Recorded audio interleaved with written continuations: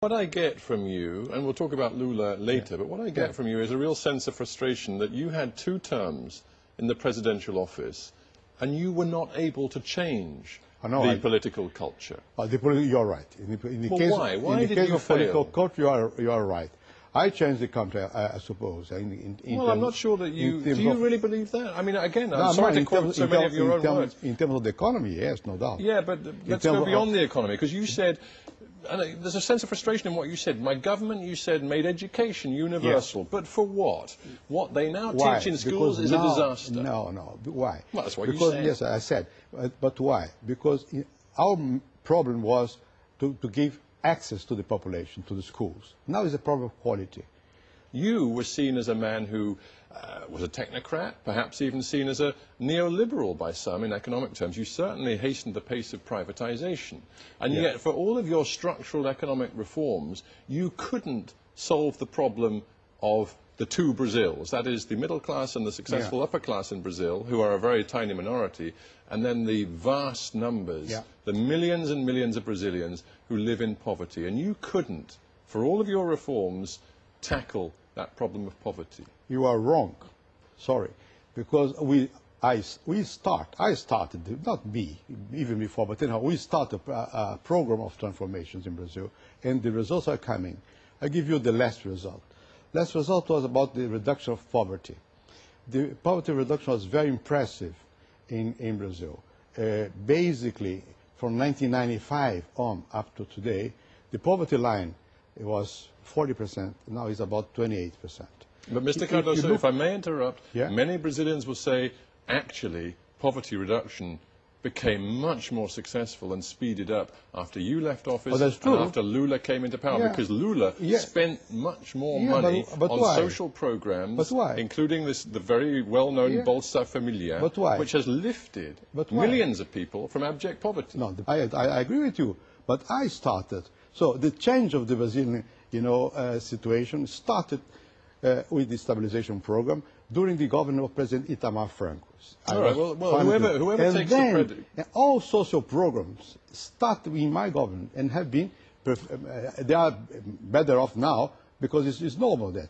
Are you now, reflecting on what happened in your presidency and also under Lula, are you now saying that actually I've learned there are limits to market economics as applied to a country like Brazil? You can take privatization and neoliberalism too far. Let me see. I never was a new liberal, to start with. I'm in favor of the market economy, but I'm also in favor of a very active action by government, by the state. I decided not to privatize some enterprise, meanwhile I decided to privatize others. I agree with you, but I started. So the change of the Brazilian situation started with the stabilization program during the government of President Itamar Franco. All right, well whoever takes the credit. All social programs started in my government and have been, they are better off now because it's normal that. Are you now, reflecting on what happened in your presidency and also under Lula, are you now saying that actually I've learned there are limits to market economics as applied to a country like Brazil? You can take privatization and neoliberalism too far. Let me see. I never was a new liberal, to start with. I'm in favor of the market economy, but I'm also in favor of a very active action by government, by the state. I decided not to privatize some enterprise, meanwhile I decided to privatize others. The President should give a clear lead on the issue of corruption. Well, I think so. Well, in that case, did you give a clear lead? You had 2 terms in office. What kind of lead did you give your country? Well, you don't have any one case of a person in my government, indicted or something like that, being safeguarded by me. Well, that brings me to the essence of my case, if I may say so, because as I understand it, you appointed a federal prosecutor general, Geraldo Brindero, who sat in office for years and received, according to the Brazilian press, over 600 inquiries, I think they're called, into criminal behavior by public officials.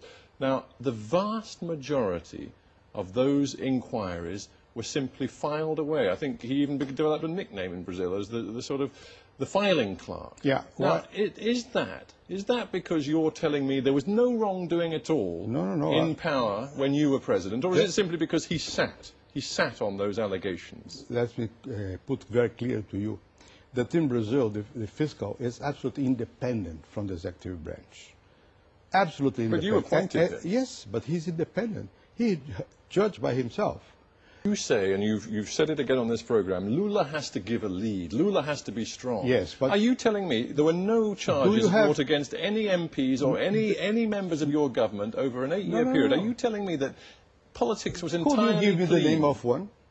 No, I'm just asking, do you think politics was entirely clean? No one has been... but the fact nobody was charged perhaps suggests that or even accused by the press. No one minister. No one. And I think that's possible to trust that Brazil has a good future, provide the Brazilian ruling class will be much more sensitive to against corruption and more concerned with internal domestic situation. Fernando Henrique Cardoso, thank you very much for being on Hard Talk. My pleasure.